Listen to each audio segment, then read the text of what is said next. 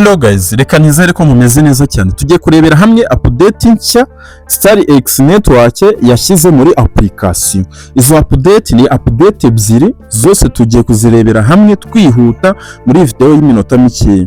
Nta kindi uri bukore, uraza kuri Play Store hanyuma ushakemo ijambo StarX Network uze ukore update. Hano ni ku muntu usanzwe ukora iki, umininga iyi coin cyangwa se usanzwe ufite iyi application ya StarX Network.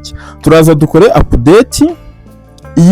Izi update bashyizemo ni nziza cyane bitewe nuko mbibutse ko iyi coin izajya ku isoko ejo bundi mu kwezi kwa 12, ndetse mbibutse ko nanone iyi coin cyangwa se uyu mushinga ufitanye imikoranire n'indi mishinga n'ubundi isanzwe iri ku isoko.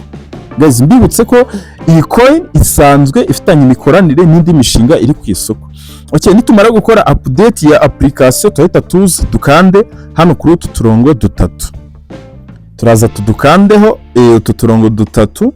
Hanyuma nitumara kudukanda urabona ko hano hari step yiyongereyemo. Iyi step ntabwo yabagamo iyi ngiyi ya wallet.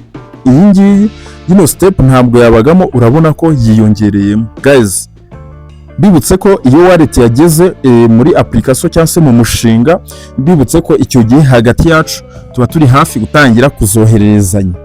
Okay, tukigera muri wallet urabona ko za coin zacu dusanzwe tumininga, urabona ko zageze hehe, zageze hano muri wallet. Urazibona, dore ngizi coin dusanzwe tumininga. Ubwo niba ufite coin 500 cyangwa se niba ufite coin 1000 urahita uzisanga muri wallet yawe zagezemo. Umushinga mwiza cyane. Nk'umuntu utamininga iyi mining ya StarX Network, guys, ari guhomba cyane cyane, ariko mbibutse ko n'ubu ngubu babasha kuyitangira. Haracyari igihe, n'ubu ngubu babasha kuyitangira nubwo hari bimwe na bimwe twagiye dukora. Mbibutse ko twarangije gukora na KYC, byose twarabikoze. Okay, hano barakubwira ko hano uri buhuze iyi wallet yawe na BEP20 cyangwa se BNB Smart Chain. Nibyo tugiye kurebera hamwe. Hano ubwo uramutse wibeshye ugashyiramo indi wallet itari BEP20 cyangwa se BNB Smart Chain, icyo gihe coin zawe ushobora kuzazibura. Ushobora kuzabura coin zawe. Hano ugomba kuhitondera cyane. Okay, hano turaza, hano urabona hano harakandika, niho turi bushyire wallet address yacu yo muri MetaMask cyangwa se Trust Wallet. Mbibutse ko ni MetaMask cyangwa Trust Wallet niyo ugomba guhuza ni StarX Wallet. Nta yindi wallet bigeze batubwiye MetaMask na Trust Wallet. Ubwo muri MetaMask urareba chain ya BEP20 cyangwa se BNB Smart Chain, byose ni kimwe. Okay, turafungura MetaMask. Hano ngiye kubiberekera kuri MetaMask. Niba ukeneye na Trust Wallet uzambye ngukorere video. Niturangiza nitugera muri MetaMask turaza dukande hano handitse receive. Hano tuhakande, hanyuma tuze turebe coin cyangwa se turebe chain ya BNB Chain cyangwa se BNB Smart Chain bitewe n'uburyo uri busange yitwa. Ni iyi ngiyi yino. Iyi ngiyi ntuze kuyitiranya, uze kureba neza. Dufate copy, tugafatiye copy kano ka BNB Smart Chain, tugafatiye copy. Okay, nitumara kuyikopiya uramakinga sure ko ariyo ukopiye. Turasubira muri StarX Wallet, hanyuma tuze dukande hahandi hano tuyipastingemo. Turaza dukande hano tuyipasting hahandi nyine dusanzwe tugira ute dupasting. Hano turayipastinga gutya tuyishyizemo. Nitumara kuyishyiramo dukande save address. Hano tuyisavinze nyine. Iyi ni step ya mbere, ngiye kubereka na step ya kabiri. Iyi ni step ya mbere ugomba gukora. Ubu ni uburyo bwa mbere ugomba gukora kugira ngo wallet yawe ihuzwe nuze chain yawe yo muri MetaMask ihuzwe n'iyi wallet yawe yo muri StarX. Hano impamvu tuzihuje cyangwa se impamvu ariko tujya tuzihuze, hano umunsi coin yatangiye kugira agaciro uzajya ubibona muri MetaMask yawe, muri wallet yawe nyine. Bibutse ko coin iyo uyifite muri wallet ushobora kuyohereza ahantu hose ushaka, cyangwa se ushobora kuzihinduramo amafaranga yose ushaka.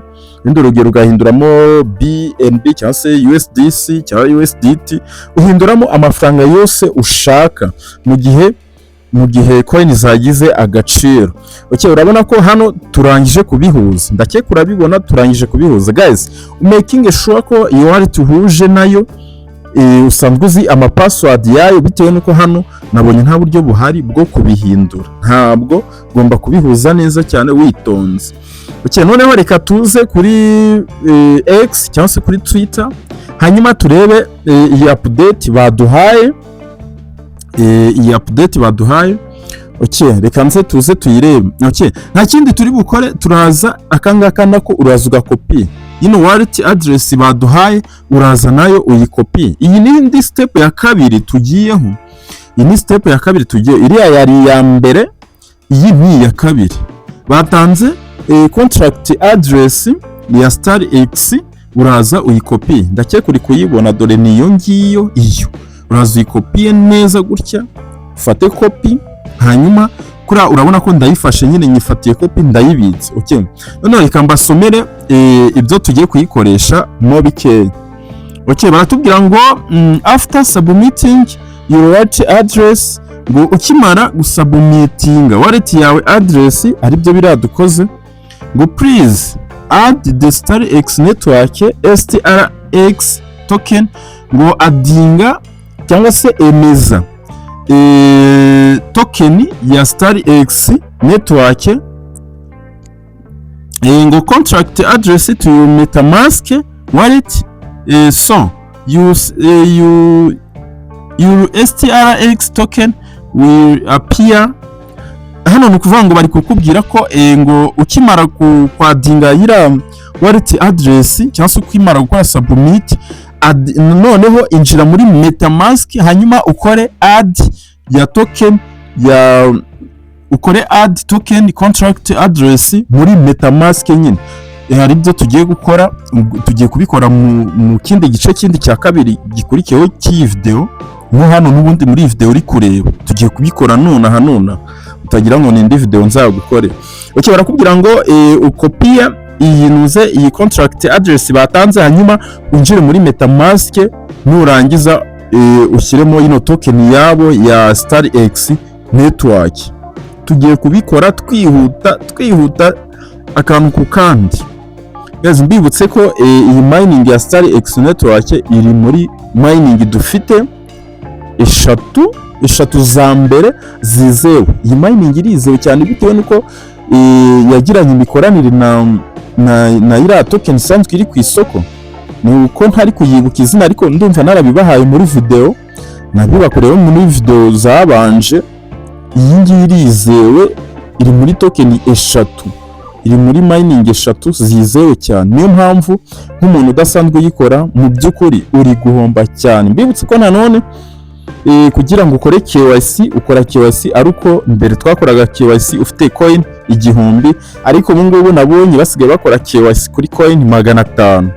Ukora KYC. Niba utazi uburyo ukora KYC, video nayo narayikoze, usubira inyuma urebe mu ma video mba narabikozeho byose, kiretse ibitari byazamo bishya. Okay, noneho hano batanze na link ushobora gukandaho ukareba uburyo uri bubikore akantu ku kandi, uburyo nyine ugiye kwadingamo iriya token, uburyo ugiye kuyadinga muri MetaMask. Hano birimo babishyizemo akantu ku kandi, ushobora kuza mu gihe utabizi cyangwa se mu gihe utabonye nako muri kuyireba. Nari ngiye kuvuga mu gihe utabonye iyi video kandi muri kuyireba, tugiye kubikora akantu ku kandi. Okay, ushobora kuza nyine ukabireba. Okay, reka tubikore vuba kugira ngo iyi video itaza kugira iminota myinshi cyane. Ndabona imaze kugira iminota 9. Ndashaka ko iyi video igira iminota mike cyane kandi mugasobanukirwa. Urafungura MetaMask, hanyuma ukifungura uramanuka hasi urebe hano handitse import a token. Hano handitse import a token, hano uhakande. Ukiyakanda nanone urahita ugaruka hano hejuru handitse Ethereum. Sinzi wowe token uri busangemo cyangwa se chain uri busangemo, uraza uhakande, hanyuma uze wemezemo yino BNB chain. Iyi ngiyi uyikandeho. Ukiyikanda nanone urahita ugaruka hano kuri customer token. Hano kanze mpabereke ahangaha, hano customer token, hano niho uri bukande. Ukimara kwemezamo ira BNB chain, urahita ukanda hari customer token, hanyuma uze upastingemo ya wallet address baguhaye, ya contract address baguhaye. Uraza uyipastingemo, ukipastingamo barahita bakwereka ngo STRX, bakwereke turiya tubare 18, hanyuma ukore next. Urabibona, urahita ukora next. Ugikora next, dore ngiyi bahita bakwereka ko ari StarX Network, hanyuma hano hasi uze ukande import. Hano uraza ukande import, wemeze. Iki cyemeza hano uraba usoje. Hano nta kindi usabwa gukora. Ubwo ibindi bikurikiyeho tuzagenda tuzabibabwira muri video. Nk'umunsi coin yagize agaciro gafatika, tuzabibereka uburyo mubasha kubikora akantu kandi. Niyo mpamvu mubwira ngo nk'abo utarakanze subscribe kuri iyi channel, icyo gihe uzagenda uhomba, nta kintu nyine, just urumva uzasigazwa inyuma n'amateka ya bitewe nuko urumva nyine nk'izi update hari n'abantu baba batazi ngo biva he bijya he. Gusa njye mba nitanze nyine kugira ngo mbakorere akantu ku kandi. Urabona ko ibintu ubu ngubu bimeze neza, nawe niba ugeze aha, congratulations.